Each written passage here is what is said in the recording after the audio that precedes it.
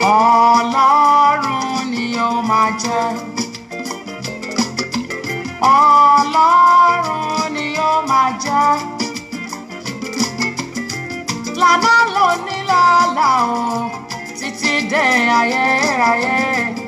Ọlọ́run ni ó máa jẹ́. Ọlọ́run ni ó máa jẹ́. Ọlọ́run ni ó máa jẹ́. Ọlọ́run ni ó máa jẹ́. Títí láí, títí láí, títí láí, títí láí. Lànà lónìí lọ́la o, títí dé ayérayé. Ọlọ́run ni ó máa jẹ́. Alágbára ni kò ṣeé ṣẹ́gun.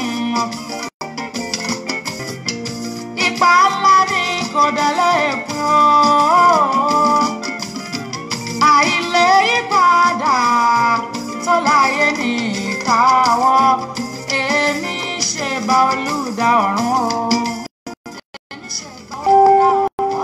Ọlọ́run ni ó máa jẹ́. Àkọ́kọ́ dá Olùdáyé. Ọlọ́run ni ó máa jẹ́. Wọ́n pè ra òkú níbi tó parí sí. Lánàá lórí lọ́la títí dé ayérayé. Ọlọ́run ni ó máa jẹ́.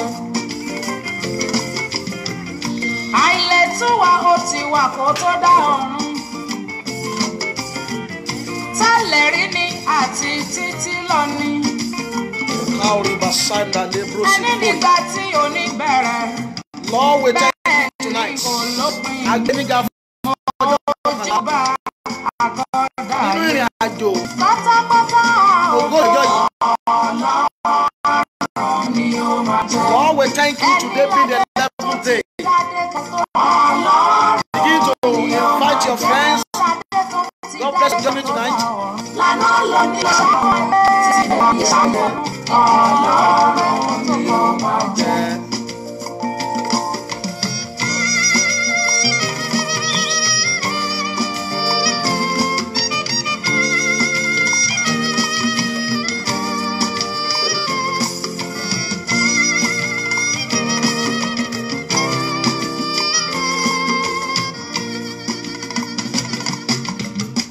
Kò sẹ́ni tó dá nígbà tó ti ń jọba o. A ò tọwọ́ ẹ̀dá kan hun adé orí ẹ̀. Àkọ́bí ọ̀run o, olùṣáájú ayédè. Jèhófà èmi ṣe bá. Ọ̀kọ̀ọ̀kan ojú àwọn àgbàgbà mẹ́rin. Ọlọ́run ni ó máa jẹ́. Ìríjú ojú àwọn áńgẹ́lì ojoojúmọ́. Ọlọ́run ni ó máa jẹ́. Ẹni táwọn tọ̀run ṣe tí wọn ò dákẹ́. Kò sí àríyànjiyàn. Labrosi kaponde legrese kaporia basetea. Lord, we thank you tonight for your faithfulness in our life. We give you glory and praise tonight, Lord. We thank you for everything you've been doing in our life. We thank you for faithfulness for day 11, for your love, for everything you've done. Lord, we give you praise, we give you glory. No one like you, no one can be compared to you. Begin to appreciate God, begin to bless his name, begin to worship him. He's the only God. He's the El Shaddai, the King of all kings, the I am that I am. Begin to bless his name. Ẹbẹ̀ sí ni máa gbéga, ẹbẹ̀ sí ni máa yìn ní gbogbo ọ̀nà. Òun nìkan ni Ọlọ́run, òun nìkan ni Ọlọ́run wa, kò sí ẹlòmíràn. Ọba àwọn ọba ni, alójúkára bí ajere, òun nìkan gbé ayé níjà. Ọlọ́run ẹ̀mí mímọ́, aláya gbé yín ga o. A fi ọpẹ́ ìyìn àti ògo àti ọlá fún yín, torí pé ẹ kò yí padà. Ní gbogbo ọ̀nà gbé ọ̀gá. Ọlọ́run wa tó ń gbọ́ àdúrà, ẹni mímọ́ Ísírẹ́lì, ẹbẹ̀ sí ni máa yìn, ẹbẹ̀ sí ni máa gbéga. God bless you for joining me tonight. I can see Ronke David joining me tonight. Abiola Tunayo Ebatomi joining me tonight. Oloyede Tope Emmanuel, God bless you for joining me tonight. Begin to share that video. Begin to invite your friend. Let's begin to bless God. Let's begin to appreciate him. He's worthy. No one like him. No one can be compared to him. Ẹ jẹ́ ká gbéga. Ọlọ́run tó ń tọ́jú wa, Ọlọ́run tó ń ṣọ́ wa, Ọlọ́run tó ń dáàbò rẹ̀ bò wá, Ọlọ́run tí ó fi wá sílẹ̀, Ọlọ́run tí ó kọ̀ wá sílẹ̀. Ọba àwọn ọba ni, òun ni Ọlọ́run wa, Ọlọ́run mímọ́, dáńsákì rẹ o. Ìbà ìrálẹ̀ yìí, àṣebà rẹ, kábíyèsí o. Olódùmarè, ọba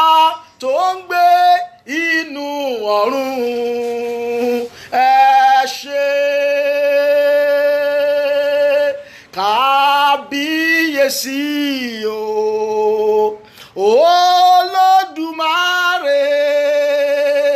ọba tó ń gbé inú ọ̀run ẹ ṣé. Lord, we thank you tonight. Lord, we bless you tonight because you are the El Shaddai. You are King of Kings. You are I am that I am. Begin to appreciate God. Begin to bless Him for making you to be alive today, for sparing your soul, you and your family. Ọlọ́run tó mú kí ẹ̀mí wa kó wà láàyè, Ọlọ́run tí ó fi wá sílẹ̀, Ọlọ́run tó ń gbọ́ tiwa, Ọlọ́run tó ń tọ́jú wa, Ọlọ́run tó tàn ní wa gbogbo, Ọlọ́run tó ń pa wá mọ́, ẹ máa yìn, Ọlọ́run tó ń gbọ́ àdúrà, lọ́dọ̀ ní gbogbo ènìyàn ń bọ̀, àti wá sọ́dọ̀ láyé yìí, ẹ gbéga. In Jesus' name we pray, amen. Let's pray and talk to God. Ọlọ́run láyé gbogbo àwọn ẹ̀ṣẹ̀ àti ìkùnà tí kò ní jẹ́ ká rí ọ, Olúwa dáríjì. Gbogbo ẹ̀ṣẹ̀ àti ìkùnà tá a fi ní rí ọ lálẹ́ yìí, Olúwa dáríjì wá. Lord, every sin and iniquity that will not make me to see you tonight, Lord, forgive me and have mercy upon me. We want to deal with some important subject tonight. So I want to get ready. I want to sit down in a good place so as to be able to pray. Wàá gbàdúrà ẹ̀ṣẹ̀ tí kò ní jẹ́ kí ọ̀run mi ó ṣí lálẹ́ yìí, gbogbo ẹ̀ṣẹ̀ tó sí ọ̀run mọ́ mi, Olúwa dáríjì mi lálẹ́ yìí kó ṣàánú fún mi. Àdúrà ní orúkọ ti Jésù, ní orúkọ ti Jésù. Gbogbo ẹ̀ṣẹ̀ tó sí ọ̀run mi tí ò jẹ́ kí ọ̀run mi ó ṣí, lálẹ́ yìí ó dáríjì mi. All the sin I've committed that close my heaven, Lord, forgive me. Let my heaven be open. That's the topic tonight. Let my heaven be open, and our heaven shall be open in the name of Jesus. Lord, every sin and iniquity that will not make me to see you tonight, that have closed my heaven, that never allow heaven to be open upon my life, Lord, forgive me tonight. Have mercy upon me. Have mercy upon me. Forgive all my sins and iniquity. In any way I've sinned against you, in any way I've wronged you, that have closed my heaven, Lord, forgive me tonight. Let your blood that was shed on the cross of Calvary for cleansing, let it wash me. Let it wash me. Wash me within and without. Cleanse me within and without. In Jesus' name we pray. Amen. I can see Oluwabunmi Adedokun. God bless you for joining me tonight. I can see Favor Ayeni. God bless you for joining me tonight. God bless you. Please try and share that video with your friends. And God will surely bless you and open your heavens tonight in the mighty name of Jesus. Let's pray once more. Olúwa lálẹ́ yìí sọ̀kalẹ̀ pẹ̀lú agbára. Olúwa lálẹ́ yìí sọ̀kalẹ̀ pẹ̀lú agbára. We want to see you. We want to see man. Lord, come down with power, with your might, with your almightiness. Lord, come down tonight and let our prayer be answered. Open your mouth and pray. My Father, Lord, come down tonight and answer our prayer. Ọlọ́run lálẹ́ yìí sọ̀kalẹ̀ kó gbọ́ ìgbé wa, kó dá àdúrà wa. Ìwọ nìkan la fẹ́ rí, a ò fẹ́ rí ènìyàn. Olúwa, ètí ń ṣe ọjọ́ kọkànlá nínú ìrìn àjò ogójì ọjọ́ yìí. Olúwa sọ̀kalẹ̀ yìí kó dá àdúrà wa, kó gbọ́ ìgbé wa. A fẹ́ rí ọ. Olúwa farahàn wá níbi àyè ńlá. Ìwọ nìkan fẹ́ rí, a ò fẹ́ rí ènìyàn. Alẹ́ yìí Olúwa sọ̀kalẹ̀ wá. Olúwa sọ̀kalẹ̀ wá, Olúwa sọ̀kalẹ̀ wá, Olúwa sọ̀kalẹ̀ wá, Olúwa sọ̀kalẹ̀ wá, Olúwa sọ̀kalẹ̀ wá, in the name of Jesus. In Jesus' name we pray. Amen. In Jesus' name we pray. Amen. Shout hallelujah. We really want to pray tonight. That is why we couldn't play that music much. We don't have much time. We really want to pray. We have a serious prayer to pray tonight. And I know as we do so, heaven will help us and answer our prayer in the name of Jesus. The topic for tonight is let my heaven be open. But you can be typing it out now. The topic tonight is let my heaven be open. Let my heaven be open. And the psalm that God gave us tonight is Psalm 78. Psalm 78 is our psalm for tonight. But Psalm 78 is a very long psalm. So we don't have much time to read it. In fact, Psalm 78 reads 72 verses. So we can't read everything. We're just going to read like some verses inside that psalm. We're going to read like some verses inside the psalm. We're going to start reading from verse 10 to verse 28. Verse 10 to verse 28. Because of our time, we just take the area we want to use. We are going to read from verse 10 to verse 28. From verse 10 to verse 26, rather. From verse 10 to verse 26. I will read in Yoruba. You can read in your own language that you understand very well. Ó wí pé wọ́n kò pa májẹ̀mú Ọlọ́run mọ́ wọ́n sì kọ̀ láti máa rìn nínú òfin rẹ̀. Wọ́n sì gbàgbé iṣẹ́ rẹ̀ àti ohun ìyanu rẹ̀ tí ó ti fi hàn wọ́n. Ohun ìyanu tí ó ṣe níwájú àwọn bàbá wọn nílẹ̀ Íjíbítì àní ní ìgbẹ́ Ṣúánì. Ó pín òkun ní ìyà, ó sì mú wọn la ajá, ó sì mú omi dúró bíi bèbè. Ní ọ̀sán pẹ̀lú ó fi àwọn sánmọ̀ ṣe amọ̀nà wọn, àti ní òru gbogbo pẹ̀lú ìmọ́lẹ̀ ńlá, pẹ̀lú ìmọ́lẹ̀ iná. Ó ṣáájú, ó sán àpáta lé aginjù, ó sì fún wọn ní omi mímu lọ́pọ̀lọpọ̀ bí ẹni pé láti inú ibú wá. Ó sì mú ìṣàn omi jáde wá láti inú àpáta, ó sì mú omi ṣàn sílẹ̀ bí odò ńlá. Wọ́n sì tún ṣẹ̀ sí ní ṣíṣọ̀tẹ̀ sí ọ̀gá ògo lé aginjù. Wọ́n sì dán Ọlọ́run wò lé ọkàn wọn ní bíbèrè oúnjẹ fún ìfẹ́kùfẹ́ wọn. Wọ́n sì sọ̀rọ̀ sí Ọlọ́run, wọ́n wí pé Ọlọ́run á lè tẹ́ tábìlì lé aginjù. Wò ó lu àpáta, omi sì tú jáde, ìṣàn omi sì kún púpọ̀ púpọ̀.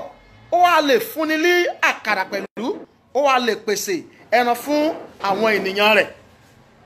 Nítorí náà Olúwa gbọ́ èyí, ó bínú, bẹ́ẹ̀ ni iná ràn ní Jákọ́bù, ìbínú sì ru ní Ísírẹ́lì. Nítorí tí wọn kò gba Ọlọ́run gbọ́, wọn kò sì gbẹ́kẹ̀lé ìgbàlà rẹ̀. Verse 23, that is our verse tonight. Torí tí wọ́n kò gba verse 23, ó pàṣẹ fún àwọn sánmọ̀ láti òkè wá, ó sì ṣí ilẹ̀kùn ọ̀run sílẹ̀, ó sì rọ̀jò mánà sílẹ̀ fún wọn ní jíjẹ, ó sì fún wọn ní ọkà ọ̀run. Ènìyàn sì jẹ oúnjẹ àwọn áńgẹ́lì, ó rán oúnjẹ sí wọn lé àjẹyó. Ó mú afẹ́fẹ́ ilẹ̀ ọ̀run fẹ́ lé ọ̀run, àti nípa agbára rẹ̀ ó mú afẹ́fẹ́ gúúsù wá. Ògo ni fún Baba àti fún Ọmọ àti fún Ẹ̀mí Mímọ́, bí ó ti wà láti kọ́ṣe, ó ń bẹ nísìn, bẹ́ẹ̀ ni ó sì máa rí ní ìgbà gbogbo, ayé àìnípẹ̀kun. Àmín. Shout hallelujah. That verse 23 is the verse is the emphasis verse we are considering tonight. Verse 3. Ó ní ó pàṣẹ fún àwọn sàn láti òkè wá, ó sì ṣílẹ̀kùn ọ̀run sílẹ̀. He said, though he had commanded the clouds from above and opened the doors of heaven. He opened the doors of heaven. Ó ṣílẹ̀kùn ọ̀run sílẹ̀. Somebody is watching me tonight. Lẹ̀kùn ọ̀run rẹ máa ṣí sílẹ̀ lálẹ́ yìí lórúkọ Jésù. Lẹ̀kùn ọ̀run rẹ ó máa ṣí sílẹ̀ lálẹ́ yìí lórúkọ Jésù. Your heaven shall be open tonight in the name of Jesus. I can see Ọládéwájú Àdàbà Ajíbíkẹ́ Ayẹni. God bless you from Ibadan. Worship from Ibadan. God bless you in the name of Jesus. Let my heaven be open. The Lord opened the heaven. God opened heaven for the children of Israelites, and rain fire from heaven, and meat fell from heaven. The food of the angel came down to earth, and all of them ate food in abundance. Mo gbàdúrà fẹ́lẹ̀ kan tó wọ̀ lálẹ́ yìí, Ọlọ́run máa ṣílẹ̀kùn ọ̀run sílẹ̀ fún ọ. Ire ọ̀run máa sọ̀ka sí ọ lórí. Ìbùkún ọ̀run sì máa tẹ̀ ọ́ lọ́wọ́. Ìwọ náà máa jẹ ní àjẹyó àtẹ̀kíṣẹ́kù. The Lord is going to open the windows of heaven for you tonight. You shall eat in abundance, and the blessing of God shall be released upon your life tonight in the name of Jesus. For those who are watching me, I can see Mommy Bumi Adeola. God bless you for joining me tonight, and God will bless you in the name of Jesus. Àdúrà jẹ́ kọ́kọ́rọ́ èyí tí ó mú kí ìlérí Ọlọ́run wá sí ìmúṣẹ. Àdúrà máa ń gbà ní gbogbo ènìyàn ṣe ń gbà á. Ẹni bá lè gbàdúrà, Ọlọ́run ṣetán láti gbọ́ ohùn rẹ̀. Fún ìrìn àjò ogójì ọjọ́ yìí àti àwẹ̀ àti àdúrà pẹ̀lú sáàmù, èyí tí a rí pẹ̀lú Ọlọ́run yìí, mo mọ̀ dájú pé gbogbo ẹ̀yin tẹ́ ń wò mí àti ẹ̀yin tí ẹ connect mọ́ mi ní orílẹ̀-èdè àgbáyé, ọ̀run máa gbóhùn rẹ̀. Ọ̀run máa ṣí ọ̀run fọlálẹ́ yìí lórúkọ Jésù. Ọ̀run ire máa ṣí fún ọ. Ọ̀run ìbùkún máa ṣí fún ọ. Ọ̀run ìyanu máa ṣí fún ọ. Your heaven of blessing shall open tonight. Heaven of breakthrough, heaven of mercy, heaven of favor, heaven of prosperity, heaven of expansion shall open for you tonight. Heaven shall open for your business. Heaven will open for your marriage. Heaven will open for your career and for your ministry tonight in the name of Jesus. Ọ̀run máa ṣí fún iṣẹ́ rẹ, ọ̀run máa ṣí fún okòwò rẹ, ọ̀run máa ṣí fún ọrọ̀ ajé rẹ, ọ̀run máa ṣí fún ìyàmọ́ rẹ, ọ̀run máa ṣí fún iṣẹ́ rẹ ní alẹ́ yìí lórúkọ Jésù, ní orúkọ ti Jésù Kristi. Ọ̀run máa ṣí. I can see Mommy Fashakin Oluwatoyin. God bless you for joining me tonight in the name of Jesus. In the name of Jesus. Shauka pole bosidia. Gbogbo ènìyàn pariwo gbàdúrà yìí. Olúwa jẹ́ kí ọ̀run mi ó ṣí pẹ̀lú iná lálẹ́ yìí. Jẹ́ kí ọ̀run mi ó ṣí pẹ̀lú iná lálẹ́ yìí. Let my heaven be opened by fire tonight. Open my heaven tonight by fire. Open my heaven tonight by fire. Let my heaven be opened by fire. Olúwa jẹ́ kí ọ̀run mi ó ṣí pẹ̀lú iná lálẹ́ yìí. Ó yá àdúrà ní orúkọ ti Jésù. Ní orúkọ ti Jésù. Olúwa jẹ́ kí ọ̀run mi ó ṣí lálẹ́ yìí pẹ̀lú iná. Olúwa jẹ́ kí ọ̀run mi ó ṣí lálẹ́ yìí pẹ̀lú iná. Ẹ ṣí ọ̀run fún mi lálẹ́ pẹ̀lú iná. Ní orúkọ ti Jésù. Ẹ ṣí ọ̀run fún mi lálẹ́ pẹ̀lú iná. Ní orúkọ ti Jésù. Ní orúkọ ti Jésù. Ẹ ṣí ọ̀run fún mi lálẹ́ yìí pẹ̀lú iná. Jẹ́ kí ọ̀run mi ó ṣí pẹ̀lú iná. Ebeke positori masidia. Lika pade ideria masikapolia. Rosa kabole gegnikoria. Let my heaven be opened now by fire. In Jesus' name we pray. Amen. Ẹ pariwo, Olúwa jẹ́ kí ọ̀tá ọ̀run ṣíṣí mi gba ìtìjú ní gbangba. Ọ̀tá ọ̀run ṣíṣí lálẹ́ yìí ẹ gba ìtìjú ìta gbangba. Gbogbo ọ̀tá ọ̀run ṣíṣí mi lálẹ́ yìí ó yá ẹ gba ìtìjú ìta gbangba. Let the enemy of my open heaven receive open disgrace tonight. Let them receive open shame and open disgrace tonight. Every enemy that want to go against my open heaven tonight, receive open shame and open disgrace. Ọ̀tá ọ̀run ṣíṣí lálẹ́ yìí ẹ gba ìtìjú ìta gbangba. Ó yá àdúrà ní orúkọ ti Jésù. Ní orúkọ ti Jésù. Gbogbo ọ̀tá ọ̀run ṣíṣí lálẹ́ yìí lórúkọ ti Jésù Kristi ẹ gba ìtìjú ìta gbangba. Ẹ gba ìtìjú ìta gbangba lórúkọ Jésù Kristi. Makuri masidia. Ambore keteye mosidia. Gbogbo ọ̀tá ọ̀run ṣíṣí lálẹ́ yìí ó yá ẹ lọ gba ìtìjú ìta gbangba. Receive open disgrace. Receive open shame. Receive open disgrace. Receive open shame in the name of Jesus. Eria baka pole mosidia. Erabai katuya masidia. Eria baka positoria. Raika paisindaka poli masudia. Gbogbo ọ̀tá ọ̀run ṣí mi ẹ gba ìtìjú ìta gbangba. In Jesus' name we pray. Amen. Amen. Ẹ gbàdúrà yìí nìyàn. Gbogbo ẹni tó ń wò mí lórí àgbáyé gbàdúrà yìí. Wà pariwo. Gbogbo áńgẹ́lì òkùnkùn tí ń figagbága pẹ̀lú áńgẹ́lì ìbùkún mi lọ́lẹ́ yìí ẹ gba ikú. Gbogbo áńgẹ́lì òkùnkùn tí ń figagbága pẹ̀lú áńgẹ́lì ìbùkún mi lọ́lẹ́ yìí ó yá ẹ gba ikú lójijì. All the angels of darkness that is competing with the angels of my blessing tonight, receive sudden death. Receive sudden death in the name of Jesus. All the angels of darkness that is resisting the angels of my blessing tonight, receive sudden death. Wà á rí pé Daniel nígbà tó ti bẹ̀rẹ̀ sí ní gbàdúrà, ó ní àwọn balógun Persia áńgẹ́lì òkùnkùn náà ń pè bẹ́ẹ̀. Wọ́n dí àdúrà ẹ̀ lọ́wọ́ ní ọjọ́ kí n tó ti bẹ̀rẹ̀ àdúrà. Until 21 days àdúrà yẹn. Áńgẹ́lì Michael tó máa ń mú ìbùkún wá ó ní olúwa Michael láti jà fún mi. Torí pé áńgẹ́lì ìbùkún ò kì í jà. Áńgẹ́lì tí ń jagun ní áńgẹ́lì Gabriel, áńgẹ́lì Michael. Áńgẹ́lì ìbùkún ní áńgẹ́lì Gabriel. So áńgẹ́lì Gabriel ló fẹ́ wá gbé ìbùkún wá fún lálẹ́ ní ṣùgbọ́n balógun Persia áńgẹ́lì òkùnkùn di lọ́wọ́ ó dá dúró. Lálẹ́ yìí gbogbo áńgẹ́lì òkùnkùn tó ń figagbága pẹ̀lú áńgẹ́lì ìbùkún ẹ̀ lórúkọ Jésù ó yá kó gba ikú lálẹ́ yìí. Wà á pariwo ẹ̀yin áńgẹ́lì òkùnkùn tí ẹ ń figagbága pẹ̀lú áńgẹ́lì ìbùkún mi lálẹ́ yìí ó yá gba ikú lórúkọ Jésù ó yá àdúrà. My Father, let the angel of darkness that is competing, that is fighting against my angel of blessing, that is disturbing my open heaven, let them die suddenly tonight in the name of Jesus. In the mighty name of Jesus. In the mighty name of Jesus. Let them die tonight. In the name of Jesus. Every evil angel that is competing, that is fighting with my angel of blessing. Die tonight in the mighty name of Jesus. Die tonight in the mighty name of Jesus. In Jesus' name we pray. Amen. Kaori Musidia. Jẹ́ kí agbára yí ọwọ́ padà. Èyí tí ọwọ́ yẹn ṣe ó tó gẹ́. Kẹ̀tùwọ́ kẹjáwọ́ lórí ọ̀rọ̀ mi o. Jẹ́ kí agbára pààrọ̀ ọwọ́ wa pariwo. Olúwa jẹ́ kí agbára yí ọwọ́ padà lórí ọ̀rọ̀ mi lálẹ́ yìí. Jẹ́ kí agbára kó yí ọwọ́ padà lórí ọ̀rọ̀ mi lálẹ́ yìí. Let power change hands over my matter tonight. Let power change hands over my matter tonight. Let power change hands over my matter tonight. Jẹ́ kí agbára kó yí ọwọ́ padà lórí ọ̀rọ̀ mi lálẹ́ yìí. Ó yá àdúrà ní orúkọ ti Jésù. Ní orúkọ ti Jésù. Olúwa jẹ́ kí agbára kó yí ọwọ́ padà lórí ọ̀rọ̀ ayé mi lálẹ́ yìí. Jẹ́ kí agbára kó yí ọwọ́ padà lórí ọ̀rọ̀ iṣẹ́ mi lálẹ́ yìí. Lórí ọ̀rọ̀ ìpè mi lálẹ́ yìí. Agbára jẹ́ kó yí ọwọ́ padà. Jẹ́ kí agbára ó yí ọwọ́ padà lálẹ́ yìí lórí ọ̀rọ̀ ayé mi. Agbára kó yí ọwọ́ padà ní orúkọ ti Jésù Kristi.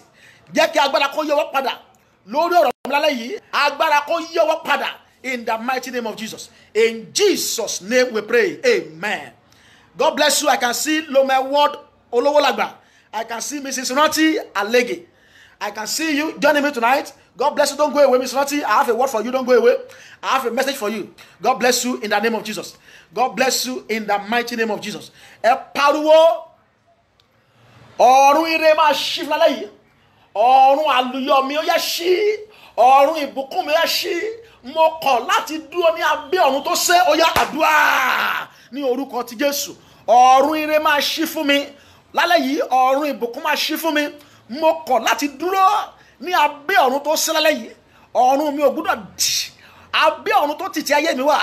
Ayé mi jáde ń bẹ̀. Àyànmọ́ mi jáde ń bẹ̀. Ní abẹ́ ọ̀run tó ṣe tí ìpín mi wà. Tí ìṣẹ̀dá mi wà. Ayé mi jáde ń bẹ̀ lálẹ́ yìí. In the name of Jesus. In the mighty name of Jesus. Gbogbo ọ̀run tó ṣe mọ́ ìpè mi. Gbogbo ọ̀run tó ṣe mọ́ iṣẹ́ mi. Lálẹ́ yìí mo jáde ń bẹ̀. Mo jáde ní abẹ́ ọ̀run tó ṣe. Mo wọ abẹ́ ọ̀run tó ṣí lọ. In the mighty name of Jesus. In Jesus' name we pray. Amen. Amen. Amen. In Jesus' name. Shout hallelujah. Shout hallelujah. Amen. We want to go into the word of God for just 15 or 20 minutes now. Before I pray the last 7 powerful prayers that I have. The last 7 prayer is so powerful and I don't want anybody to miss it. And the Lord will bless you in the name of Jesus. Tonight, what we are going to be speaking on is let my heaven be open. Let my heaven be open. Jẹ́ kí ọ̀run mi kó ṣí sílẹ̀. Mo sì gbàgbọ́ pẹ̀lú Ọlọ́run lẹ́yìn pé ọ̀run ẹnìkan tó ń wò mí lálẹ́ yìí ó máa ṣí sílẹ̀. Ọlọ́run máa mú ayé rẹ kúrò ní abẹ́ ọ̀run tó ṣe. Okòwò rẹ, àyànmọ́ rẹ, ìgbéyàwó rẹ, iṣẹ́ ìránṣẹ́ rẹ, ògo rẹ, ó máa kúrò ní abẹ́ ọ̀run tó ṣe lẹ́yìn. Ọ̀run ire àti ìbùkún máa ṣí fún ọ. Let my heaven be open. And I pray for somebody watching me. Your heaven shall be open. Heaven of your blessing, heaven of your breakthrough, heaven of your business, heaven of your career, heaven of your academic life, heaven of your ministry, heaven of your marriage shall be open tonight. You are coming out of a closed heaven tonight. In the name of Jesus. So it is God's will that heaven should open for you. It is God's will that heaven should open for you, for your family, for your business, for your marriage, for your career, and for your ministry. It is God's will. It is God's will. And it is so important that your heaven should open. For you to be blessed, for you to make it, for you to prosper, it is so important that your heaven should open. And I will let you know how important it is that your heaven should open. In the book of John 3:27, John chapter 3 verse 27 he said, a man can receive nothing from heaven. A man can receive nothing from God. A man can receive nothing on this earth unless it is being given to him from heaven. From above. Or from heaven. So you can't receive anything on this earth unless heaven release it. ó ní ẹnikẹ́ni kò lè rí ohunkóhun gbà bí kò ṣe pé a bá fi fún láti ọ̀run wá.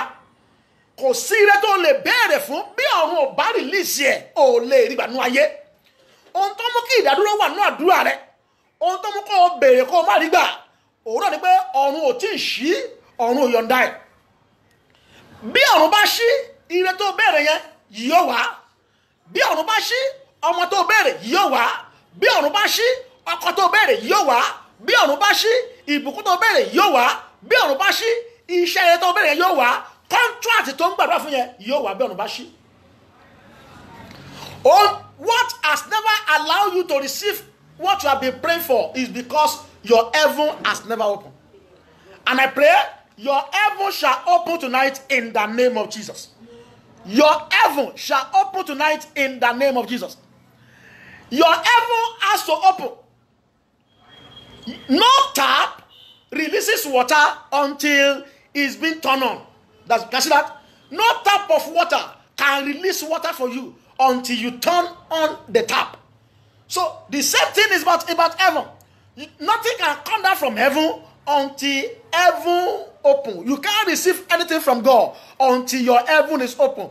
In the book of James chapter 1 verse 17, every good and perfect gift comes from above, from the Father of light, in whom there is no variableness or shadow of turning. The book of James 1:17, only gbogbo ẹ̀bùn dídára àti ẹ̀bùn pé ní máa ń ti ọ̀rọ̀ wá. Tó bá fẹ́ ẹ̀bùn tó dára, ọ̀dọ̀ ló ti wá. Bí ẹ̀bùn yóò bá sì wá, ọ̀run gbọ́dọ̀ ṣí fún ọ. Mo gbàdúrà alẹ́ yìí, ọ̀run rẹ̀ máa ṣí lórúkọ ti Jésù. Ọ̀run rẹ̀ máa ṣí. Mo pàṣẹ ní orúkọ ti Jésù pé ọ̀run ire kó ṣí fún ọ. Ọ̀run àánú kó ṣí fún ọ. Ọ̀run ìgbéga kó ṣí fún ọ. Ọ̀run ojú ire kó ṣí fún ọ ní orúkọ ti Jésù. So bó o bá ṣí tàpù omi ò lè gbà. Bí o bá ṣí ọ̀run, ire ò lè tẹ̀ ọ́ lọ́wọ́. Ohun tí ò jẹ́ kí contract yẹn ó tẹ̀ lọ́wọ́, ohun tí ò jẹ́ kí o ti rí ìwé ìgbélú yẹn gbà, wọ́n tó wà l'Amẹ́ríkà, òun náà ni pé ọ̀run ò tí ì ṣí fún. Ṣùgbọ́n lálẹ́ yìí, heaven shall open for your stay. Heaven shall open for your work in the name of Jesus. I pray for somebody watching me. Òtí tó lọ́kọ òtí lọ́kọ, ọ̀run ọkọ eré máa ṣí fún ọ. Òtí tó láya òtí láya, ọ̀run aya eré máa ṣí fún ọ. Òtí tó níṣẹ́ lọ́wọ́, òníṣẹ́ lọ́wọ́, ọ̀run iṣẹ́ eré máa ṣí fún ọ. Òtí tó láti jẹ́ ẹni tó ní mọ́tò, ẹni tó kọ́lé ṣùgbọ́n kò tí ì sí. Ọ̀run yẹn gbogbo tó fẹ́ lálẹ́ yìí ó máa ṣí fún ọ. Wàá sì rí àánú gbà in the mighty name of Jesus. So àpẹẹrẹ àwọn tí ọ̀run ṣí fún kíákíá, àpẹẹrẹ àwọn tí ọ̀run ṣí fún, the example of people that heaven open for. We are going to fearful prayer tonight. Àdúrà alẹ́ yìí èmi gan gbàrí ó ní agbára. Mo fẹ́ kó o mú láti gbàdúrà má lọ ọ̀run àrùn lọ́wọ́. Heaven open for Jesus at his baptism.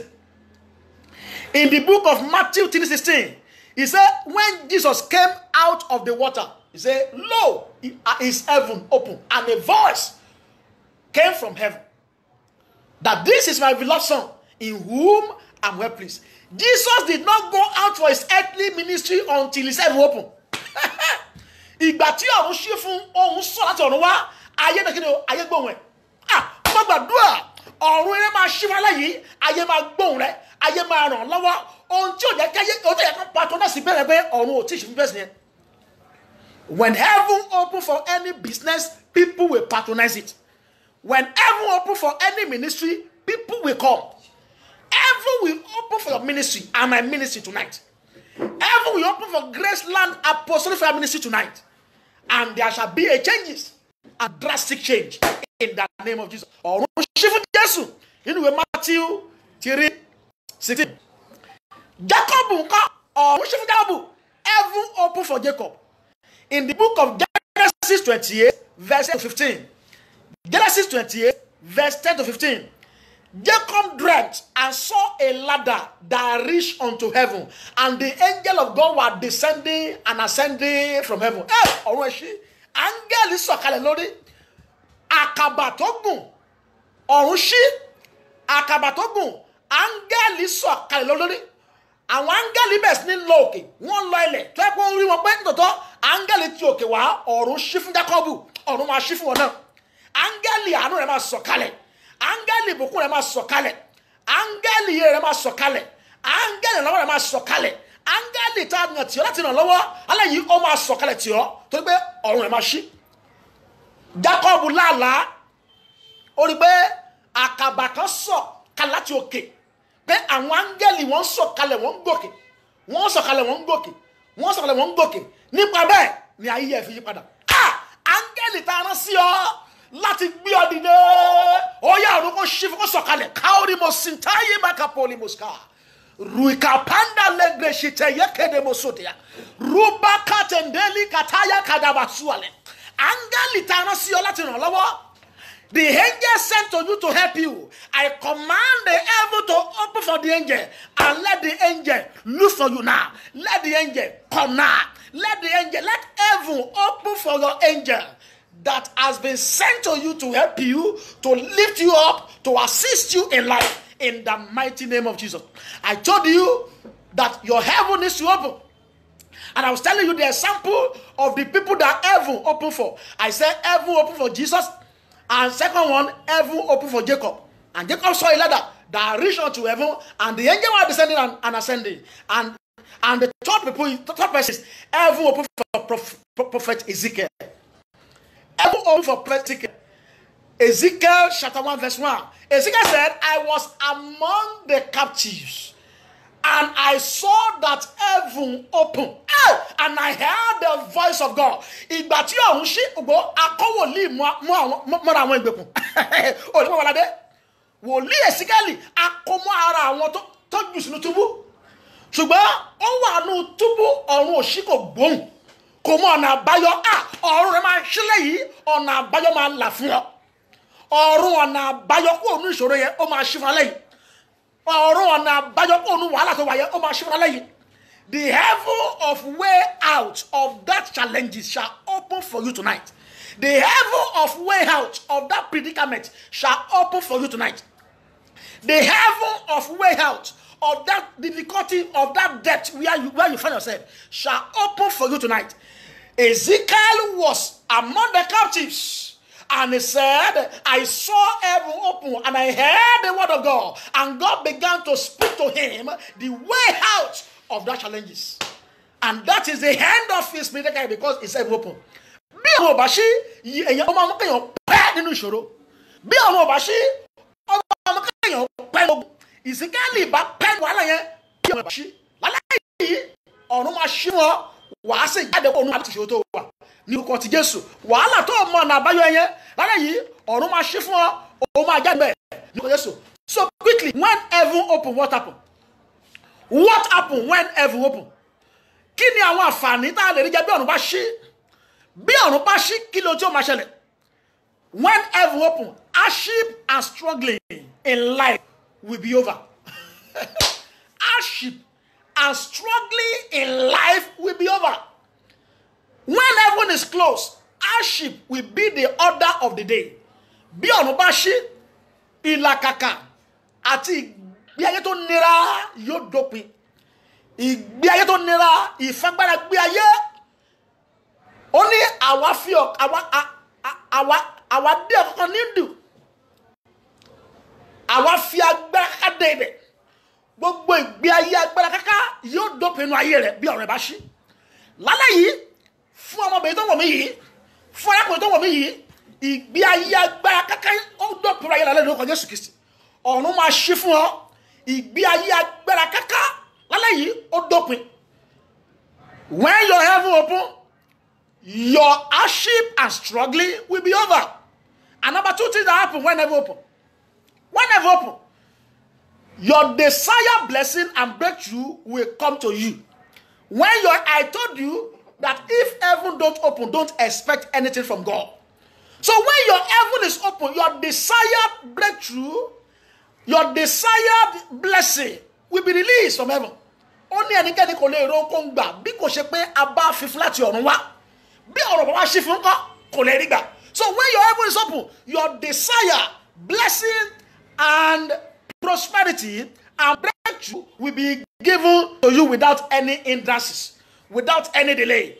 Ìbùkún rẹ, àṣeyọrí rẹ, àlàjá rẹ, a ó yọ̀ǹda rẹ̀ fún ọ láìsí ìdíwọ́ bí ọ̀run rẹ̀ bá ti sílẹ̀ lálẹ́ yìí ọ̀run máa ṣí fún ọ ọ̀run ire tí ò ṣí fún ọ rí fún gbogbo ẹni tó lè máa táìpù àmì yẹn fún gbogbo ẹni tó lè máa ṣe àmì náà yẹn ọ̀run ìbùkún tí ò ṣí fún ọ rí tí ò ṣí fún ìran rírí ó yẹ kó ṣí fún ọ lábẹ́ yìí káwọ́rì máa ṣáìdì ọ̀run ìrànlọ́wọ́ tí ò ṣí makinda àìníkọ̀pọ́ndà lẹ́gàjínẹ́kà àtúwàmà ṣáìdì ìrù vigabakuri ṣáìdì ọ̀run ìrànlọ́wọ́ tí ò ṣí fún ọ yìí lórúkọ ti Jésù yẹ kó máa ṣí báyìí ó yẹ kó máa ṣí báyìí ọ̀run ìgbéga tí ò ṣí fún ẹnikẹ́ni ní ìran yín ó yẹ kó ṣí fún lálẹ́ yìí ní orúkọ ti Jésù ọ̀run àǹfààní ọ̀run ìrànlọ́wọ́ tí ò ṣí fún ọmọ ìyá rẹ kankan rí alẹ́ yìí ó yẹ kó ṣí fún ìwọ.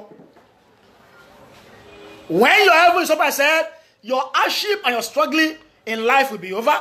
And I said when your heaven is open, your desired blessing and breakthrough will come to you without any hindrances. And number 3, when your heaven is open, the presence of God will abide with you 24/7. I put 24/7.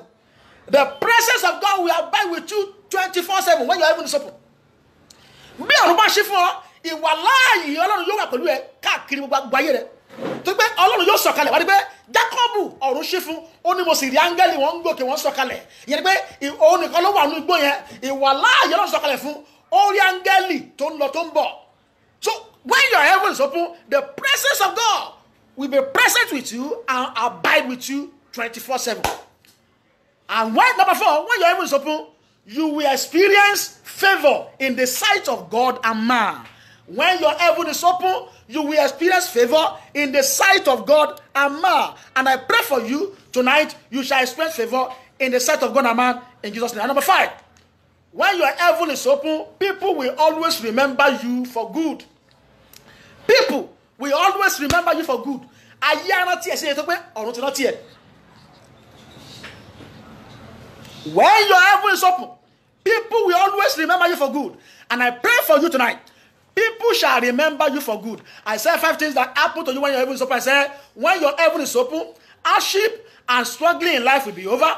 Number 2, your desired blessing and breakthrough will come to you. Number 3, the presence of God will abide with you 24/7. Number 4, you will experience favor in the sight of God. Number 5, people will always remember you for good. Hallelujah. And what can you do can make your heaven to be open? Run away from sin. Number 1. Number 2, accept the Lord Jesus as Lord and Savior. Number 3, pray for open heaven. Pray for open heaven. That is what we are about to do tonight. We have started doing, and I pray your heaven shall be open. Let's go into prayer now. I want everybody to pray this prayer. I want everybody to pray this prayer. I paralyze all the enemies of my open heaven in the name of Jesus. All the enemies of my open heaven be paralyzed tonight. Mo yàlárọ̀ gbogbo ọ̀tá ọ̀run ṣíṣí mi. Gbogbo ọ̀tá tó lòdì sí ọ̀run mi pé kó ṣí. Lálẹ́ yìí ó yẹ máa yàrá ó yẹ àdúrà. My Father, I paralyze all the enemies of my open heaven in the name of Jesus. I paralyze all the enemies of my open heaven in the mighty name of Jesus. I paralyze all the enemies of my open heaven in the mighty name of Jesus. I paralyze all the enemies of my open heaven in the name of Jesus. In Jesus' name we pray. Amen. Say, oh Lord, rend the heaven and come down at my cry. Oh Lord, rend the heaven and come down at my cry. Olúwa fa ọ̀run ya kó sọ̀kalẹ̀ kó gbé ibi lálẹ́ yìí. Ó sọ ní Wàsáyà, ó ní Olúwa ìwọ ìbàjẹ́ fa ọ̀run ya kí o sì sọ̀kalẹ̀. Ìwọ ìbàjẹ́ fa ọ̀run ya. Oh thou wonders, rend the heaven and come down. Lálẹ́ yìí, Olúwa fa ọ̀run ya sọ̀kalẹ̀ kó jí sí ọ̀rọ̀ mi. Ó yá àdúrà ní orúkọ ti Jésù. Lálẹ́ yìí, Olúwa fa ọ̀run ya, Lord rend the heaven. Olúwa fa ọ̀run ya sọ̀kalẹ̀ kó dá sí ọ̀rọ̀ ayé mi. Olúwa lálẹ́ yìí fa ọ̀run ya nítorí tèmi. Lord rend the heaven because of me. Olúwa torí tèmi fa ọ̀run ya torí ayé mi fa ọ̀run ya kó sọ̀kalẹ̀. Ó ní òwò ìbàjẹ́ fa ọ̀run ya kí o sì sọ̀kalẹ̀. Oh thou wouldest rend the heaven and come down. Oh Lord, rend the heaven and come down and attend to my cry. Olúwa fa ọ̀run ya kó wo igbe mi. Olúwa fa ọ̀run ya kó dá sí ọ̀rọ̀ ayé mi. Ibi tí ọ̀rọ̀ mi dé yìí jẹ́ kí ọ̀run mi ó ṣí. Ayé mi kó kúrò ní abẹ́ ọ̀run tó sẹ́. Ayé mi kó kúrò ní abẹ́ ọ̀run tó sẹ́. Kí ìyọ̀run bá lè ṣẹlẹ̀ mi lórí. Kí òjò ìbùkún bá lè lọ mi lórí. Jẹ́ kí ọ̀run mi ó ṣẹlẹ̀ yìí. Olúwa fa ọ̀run ya kó ṣí ọ̀run fún mi. Olúwa fa ọ̀run ya kó ṣí ọ̀run fún mi. In Jesus' name we pray. Kaori basaidia. Eke bo sitoria masankopole basaidia. Kabo endi ili kapuze. Leke bo sitayaba. Eriba santa ida kapasi poria. Iporia basika poli masaidia. Eria basika danda basudia. Hey. Olúwa jẹ́ kí ọ̀rọ̀ ṣẹlẹ̀ yìí kí òjò ìbùkún ọ̀pọ̀ yanturu bá lè rọ̀ lé mi lórí. Mo fẹ́ kí gbogbo èèyàn gbàdúrà yìí níbikíbi tó ti ń wò mí. Olúwa jẹ́ kí ọ̀run mi ṣẹlẹ̀ yìí kí òjò ìbùkún ọ̀pọ̀ yanturu bá lè rọ̀ lé mi lórí. Oh Lord, let my heaven open tonight that the rain of abundance might fall upon me. Ìbùkún ọ̀pọ̀ yanturu bí ọ̀run ò bá ṣí òjò ní rọ̀. Òjò tó ń lu Èkó láti bí ọjọ́ méje báyìí bí ọ̀run ò bá ṣí kò lè rọ̀. Ọ̀run ṣí fún òjò níjó fi rọ̀. Gbogbo èèyàn pariwo Olúwa jẹ́ kí ọ̀run mi ó ṣí kí òjò ìbùkún ọ̀pọ̀ yanturu bá lè rọ̀ lé mi lórí. Ó yá àdúrà ní orúkọ ti Jésù. Lord, let my heaven be open for rain of abundant blessing might fall upon me, so that rain of abundant blessing can fall upon my life. Let my heaven be open. Let my heaven be open so that rain of abundant blessing can fall upon me. So that rain of abundant blessing can fall upon me. Kauri basaidia. Kabasutoria basaidia. Irabakositoria basaidia. Yagabagabagabagabagabagaba. In Jesus' name we pray. Amen. Quickly. Olúwa jẹ́ kí ọ̀run ṣí lálẹ́ yìí. Kí ògo àtòkè wá bá lè ṣí jìbò ayé mi. Ògo àtòkè wá kó bá lè ṣí jìbò mi. So that divine glory can cover me. Let my heaven be open tonight. So that divine glory can cover me. Olúwa jẹ́ kí ọ̀run mi ó ṣí lálẹ́ yìí. Kí ògo àti òkè wá bá lè ṣí jìbò ayé mi. Ó yá àdúrà ní orúkọ ti Jésù. Ní orúkọ ti Jésù. Olúwa jẹ́ kí ọ̀run mi ó ṣí lálẹ́ yìí. Kí ògo àti òkè wá bá lè ṣí jìbò ayé mi. Oh Lord, let my heaven be open tonight. So that glory from heaven, so that divine glory from heaven can cover my life. So that divine glory from heaven can cover my destiny. Let your divine glory from heaven cover my life and my destiny. Olúwa jẹ́ kí ọ̀run mi ó ṣẹlẹ̀ yìí, kí ògo àti òkè wá bá lè ṣí jìbò ayé mi. Jẹ́ kí ògo tuntun láti òkè wá kó ṣí jìbò mi. Ògo tuntun láti òkè wá jẹ́ ó ṣí jìbò lálẹ́ yìí ní orúkọ ti Jésù. Olúwa jẹ́ kí ọ̀run ó ṣí fún mi, kí ògo àti òkè wá bá lè ṣí jìbò mi ní orúkọ ti Jésù. Ní orúkọ ti Jésù. Kariba saidia. Bakobo sitoria.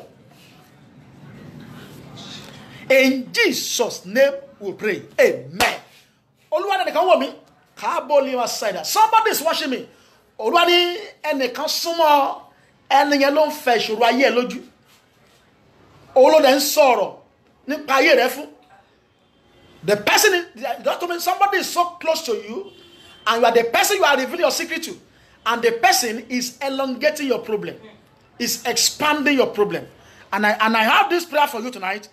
When I was praying, the Lord spoke to me that somebody watching me tonight, that you used to speak about your life to somebody, and the person is the one that is expanding your problem. Ẹ pariwo, wà ní ẹ kú lójijì, gbogbo agbára tó ń fẹ́ ìṣòro mi lójú. Lálẹ́ yìí ẹ kú lójijì, gbogbo ẹ̀yin agbára tó ń fẹ́ ìṣòro ayé mi lójú. Ó yá àdúrà. Die suddenly, all the power that is expanding my problem. Oh Lord, let them die suddenly. All the power expanding my problem, all the power multiplying my problem, die suddenly tonight. Ẹ kú lójijì, gbogbo ẹ̀yin agbára tó ń fẹ́ ìṣòro mi lójú ní orúkọ ti Jésù. Gbogbo ẹ̀yin agbára tó ń fẹ́ ìṣòro mi lójú lálẹ́ yìí, ó yá ẹ kú lójijì ní orúkọ ti Jésù. Ẹ kú lójijì, gbogbo ẹ̀yin pa àti agbára tó ń fẹ́ ìṣòro mi lójú ní orúkọ ti Jésù. Lálẹ́ yìí ẹ kú, ẹgbà ikú, ẹgbà ikú, ẹgbà ikú, ẹgbà ikú lálẹ́ yìí. Masika ponde legresitoria. Iriba soteya. Ebe kositori masaidia. Kaori masida kapoli masaidia. Kulo jiji. Gbogbo ẹ̀yà agbára tó ń fẹsẹ̀ mi lójú, die suddenly. All the powers expanding my problem. All the powers expanding my problem. All the powers expanding the duration of my problem. Die tonight. Die tonight. Die tonight.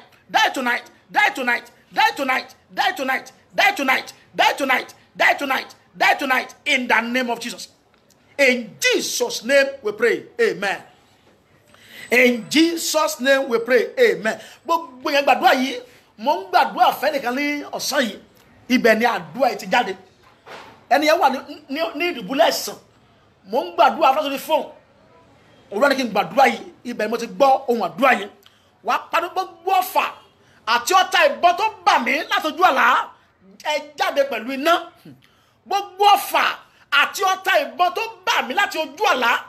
Lálẹ́ yìí ó yẹ jáde pẹ̀lú iná. Gbogbo ọ̀fà òkùnkùn àti ọ̀tá ìbọn tí a ti yìn lù mí tó bà mí láti ojú àlá. Lálẹ́ yìí ẹ bá iná jáde. Every arrow and the bullet of the enemy that enter my life through the dream backfire tonight. Come out by fire. Every arrows and bullet of the enemy that enter my life through dreams come out by fire tonight. Gbogbo ọ̀fà àti ọ̀tá ìbọn òkùnkùn tó bà mí láti ojú ọ̀run wá ẹ jáde pẹ̀lú lálẹ́ yìí ó yá àdúrà ní orúkọ ti Jésù. Gbogbo ọ̀fà àti ọ̀tá ìbọn òkùnkùn àti ọ̀tá ìbọn ọ̀tá tó bà mí láti ojú ọ̀run wá lálẹ́ yìí ó yá bá iná jáde ní orúkọ ti Jésù. Ó yá bá iná jáde. Gbogbo ọ̀fà àti ọ̀tá ìbọn òkùnkùn tó bà mí láti ojú àlá yìí ó yá bá iná jáde. Every arrow and the bullet of the enemy that enter into my life, that enter my ministry, that enter my business, that enter my career, that enter my destiny through the dream, come out by fire tonight. Jáde pẹ̀lú iná. Jáde pẹ̀lú iná. Jáde pẹ̀lú iná. Jáde pẹ̀lú iná. Jáde pẹ̀lú iná. Jáde pẹ̀lú iná. Jáde pẹ̀lú iná. Jáde pẹ̀lú masika ponde legresi keyege boko setayaga bakapoli barobe katalia. Jáde pẹ̀lú iná. Jáde pẹ̀lú iná. Jáde aika ponde legresi kapoli basaidia. Jáde pẹ̀lú iná. Jáde pẹ̀lú iná. Gbogbo ọ̀fà àti ọ̀tá ìbọn èyí tó bà mí jáde pẹ̀lú iná. Jáde pẹ̀lú iná. Lálẹ́ yìí jáde pẹ̀lú makuri masinda kapoli masaudia. Yes, Lord. Reboko si kariba sadia. Ọ̀tá ìbọn àti ọ̀fà ìsàn alálọ̀bọ̀ tó bà mí. Ọ̀tá ìbọn àti ọ̀fà àìní àti òṣì tó bà mí. Ọ̀tá ìbọn àti ọ̀fà gbèsè àìnídìí tó bà mí. Ọ̀tá ìbọn àti ọ̀fà máa láàánú tó bà mí. Ọ̀tá ìbọn àti ọ̀fà ẹ̀mí ìkọ̀yà tó bà mí. Lálẹ́ yìí máa jáde pẹ̀lú iná. Máa jáde pẹ̀lú iná. Jáde pẹ̀lú iná. Jáde pẹ̀lú iná. In the mighty name of Jesus. Every arrow and the bullet of darkness that enter my body through dream come out by fire tonight. I can see Oluwaniyi B. Omowumi Arewa, God bless you. Adeniyi Olusola, God bless you. Dairo Tosojo, God bless you for joining me tonight. Rabako Sikoria Legebo Koshinta Ye Gresika Iba Eriba Sidia Eke positoria. Eke posi kambale greshita. Iga basi dagaba. Ẹnìkan wà níbí tó ń gbọ́ mi. Olúwa ní kí n sọ pé àdúrà rẹ ogójì ọjọ́ yìí yóò fa ìjàmbá sínú ìjọba ẹ̀mí òkùnkùn. This your 40 days prayer shall cause a terrible calamity in the kingdom of your enemy. In the kingdom of darkness. I've not eaten this morning. I've not tasted water. And today is the 11th day. And I know God will surely answer. Heaven must answer. And this your 40 days journey in prayer shall cause a calamity into the kingdom of darkness. And you shall be free in the name of Jesus. You shall be free in the name of Jesus. You shall be free in the name of Jesus. Olúwa gbogbo yẹn gbàdúrà yìí. Ìṣọ̀pin lọ́wọ́ mi gbàdúrà yìí. Wà pariwo Olúwa jẹ́ kí ìṣẹ́jú àti wákàtí kankan ayé mi máa mú orere wá fún mi lórúkọ Jésù. Ìṣẹ́jú àti wákàtí kankan ayé mi láti òní lọ ó yá ẹ bẹ̀rẹ̀ sí ní mú ire wá fún mi. ò ní lo ayé rẹ lófo mọ́.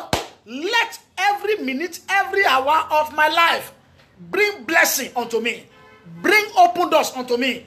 Bring open heaven unto me. Jẹ́ kí ìṣẹ́jú kankan àti wákàtí ayé mi bẹ̀rẹ̀ sí ní máa mú ire wá fún mi. Gbogbo èèyàn gbàdúrà yìí, Olúwa jẹ́ kí ìṣẹ́jú kankan àti wákàtí ayé mi bẹ̀rẹ̀ sí ní máa mú ire wá. Wà pariwo gbogbo ìṣẹ́jú kankan ní ọdún yìí lè tó kù kọ́dún yóò parí. Ìṣẹ́jú kankan àti wákàtí ayé mi, ó yá ẹ bẹ̀rẹ̀ sí ní mú ire wá fún mi. Ó yá àdúrà ní orúkọ ti Jésù. Ní orúkọ ti Jésù. Olúwa jẹ́ kí ìṣẹ́jú kankan àti wákàtí ayé mi bẹ̀rẹ̀ sí ní máa mú ire wá. Ní orúkọ ti Jésù. Olúwa ìṣẹ́jú kankan àti wákàtí ayé mi, ó yá máa mú ire wá. Máa mú ire wá. Masika ponde legresitoria. Irishe kopolende keporia. Imbasuta aika bolego saka polia bazuadia. Ìṣẹ́jú kankan àti wákàtí ayé mi, ó yá máa mú ire wá fún mi ní orúkọ ti Jésù. Alẹ́ yìí ẹ mú ire wá, ẹ mú ire wá, ẹ mú ire wá, ẹ mú ire wá, ẹ mú ire wá, ẹ mú ire wá, ẹ mú ire wá, ẹ mú ire wá, ẹ mú ire wá, ẹ mú ire wá, ẹ mú ire wá, ẹ mú ire wá, ẹ mú ire wá, ẹ mú ire wá. Ìṣẹ́jú kankan àti wákàtí ayé mi, ó yá ẹ máa mú ire wá fún mi ní orúkọ ti Jésù. Ìṣẹ́jú kankan àti wákàtí ayé mi, ó yá ẹ máa mú ire wá in the mighty name of Jesus. I can see Mercy Neshesa and Ellen Gills watching. God bless you. In Jesus' name we pray. Amen. Ẹ pariwo ọ̀run tó sẹ́mọ̀ ìran wa tí ire ò fi tẹ̀ wá lọ́wọ́ ní àkókò jẹ́ kó ṣí fún èmi lálẹ́ yìí. Ọ̀run tó sẹ́mọ̀ ìran mi tí ire ò fi tẹ̀ wá lọ́wọ́ lákòókò jẹ́ kó ṣí fún èmi lálẹ́ yìí. The heaven that closed against my generation, against my family, that blessing doesn't come to us in time. Let it open for me tonight. Ọ̀run tó sẹ́mọ̀ ìran wa tí ire ò fi tẹ̀ wọ́n lọ́wọ́ lákòókò, Olúwa jẹ́ kó ṣí fún èmi lálẹ́ yìí. Ó yá àdúrà ní orúkọ ti Jésù. Ní orúkọ ti Jésù. Ọ̀run tó sẹ́mọ̀ ìran wa tí ire ò fi tẹ̀ wọ́n lọ́wọ́ lákòókò, Olúwa jẹ́ kó ṣí fún mi lálẹ́ yìí in the name of Jesus. Lálẹ́ yìí ó ṣí fún mi in the mighty name of Jesus. Let my heaven open. In Jesus' name we pray. Amen. I want to pray the last prayer now. As I'm about to pray, get your water ready. I will pray over your water. But I want everybody to pray this prayer. But get your water ready. I'm going to be praying over our water now. Amen. Amen. Olúwa sọ fún mi pé ẹnìkan wò mí pé ó kù ìwọ nìkan. You've cried for people to help you, but nobody to help you. You are alone. You don't see anybody. When you go to people for help, they don't help you. Lord spoke to me. Lord, open my eyes now. That you are alone. You don't see people to help you. That you are just alone. You are just alone to yourself. No, even you've forgotten your family. You run away from them. Even friends, you run away from them. God told me you are alone, but God told me, I'm going to join you to fight that battle. Olúwa ló máa jáde sí ọ, òun máa parapọ̀ mọ́ láti ja ogun láti ṣe fún ọ. Wà pariwo Olúwa ní ìkóríta tó ti kù èmi nìkan jáde sí ayé mi kó ràn mí lọ́wọ́. At this junction that I've been left alone, Lord, appear to me and help me. Ní ìkóríta tó ti kù èmi nìkan jáde sí ayé mi kó ràn mí lọ́wọ́. Wà gbọ́ ó kù Jákọ́bù nìkan bí lẹ́pẹ́ ó sì kù Jákọ́bù nìkan. Ọkùnrin kan sì ń bá ja ìjàkadì títí ó fi dá àfọ̀mọ́júmọ́. Gbọ́ inú wọ kìnìún ó kù Dáníẹ́lì nìkan pẹ̀lú kìnìún. Ṣùgbọ́n ọ̀rọ̀ ṣe kìnìún ó ní olúwa bẹ̀ṣẹ̀ gẹ́lì rẹ̀ ó ti ní kìnìún lẹ́nu.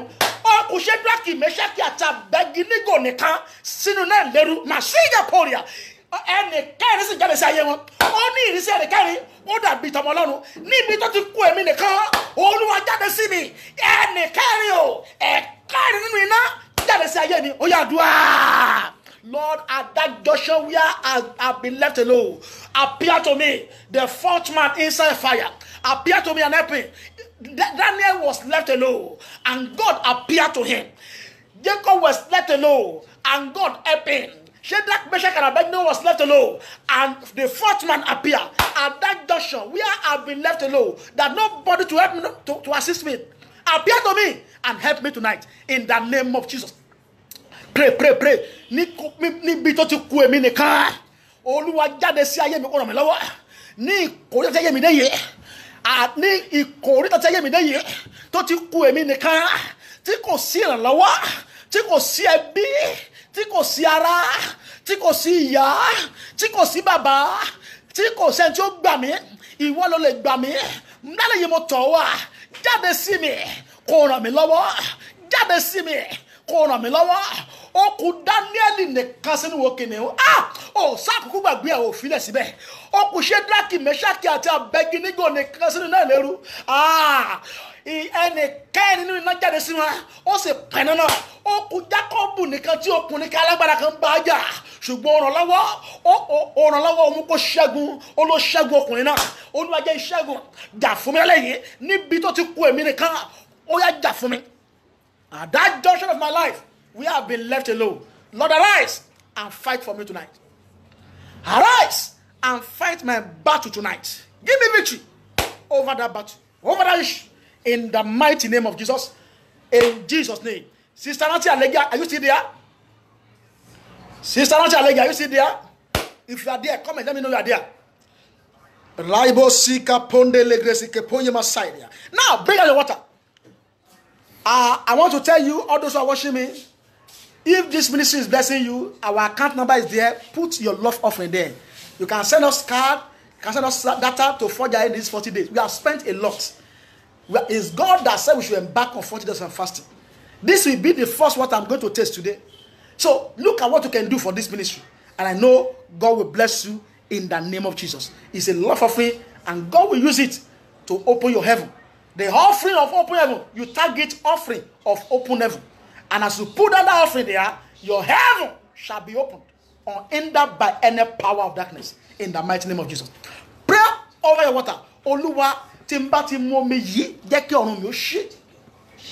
Fi omi yìí ṣí omi ìṣí ọ̀run sílẹ̀ mi. Jẹ́ kí ọ̀run ire ó ṣí fún mi. Jẹ́ kí ọ̀run ìbùkún ó ṣí fún mi. Jẹ́ kí ọ̀run àlùyọ ó ṣí fún mi. Ọ̀run ìgbéga ó ṣí fún tí n bá ti mu omi yìí. Tí n bá ti mu omi yìí, jẹ́ kí ọ̀run rẹ̀ mi náà ṣí. Ọ̀run àánú jẹ́ ó ṣí fún mi. Ọ̀run ojú rere jẹ́ ó ṣí fún mi. Ọ̀run ìgbéga jẹ́ ó ṣí fún mi. Tí n bá ti mu omi yìí, dọ́bí pọ̀ mọ́ ẹ̀jẹ̀ rẹ̀ sọ́dọ̀ omi agbára. Àdúrà orúkọ Jésù ní orúkọ ti Jésù. Olúwa omi yìí sọ́dọ̀ omi agbára sọ́dọ̀ ẹ̀jẹ̀ rẹ̀. Tí n bá ti mu, ọ̀run ire mi jẹ́ ó ṣí. Ọ̀run ìbùkún jẹ́ ó ṣí. Ọ̀run àánú jẹ́ ó ṣí. Ọ̀run ìgbéga jẹ́ ó ṣí. Ọ̀run ìrànlọ́wọ́ jẹ́ ó ṣí. Ọ̀run àtìlẹ́yìn jẹ́ ó ṣí. Olúwa tì mí lẹ́yìn. Olúwa ràn mí lọ́wọ́. Tí n bá ti mú, kí ọ̀run mi ó ṣí. Kí ọ̀run mi ó ṣí. Kẹ́mi náà máa rìn ní abẹ́ ọ̀run tó ṣí. In the mighty name of Jesus. In the mighty name of Jesus. In the mighty name of Jesus. Uraboko shikoriba side. Elegege boko shitayanda. Etoneke debora. Etoria brazito yakrazudea. Eliga brosito yekrezizia. Tí n bá ti mú omi yìí, kí ọ̀run mi ó ṣí sílẹ̀. Kí n sì rí àánú gbà. In the mighty name of Jesus. In Jesus' name we pray. Amen. We thank God for tonight, for what He has done in our life.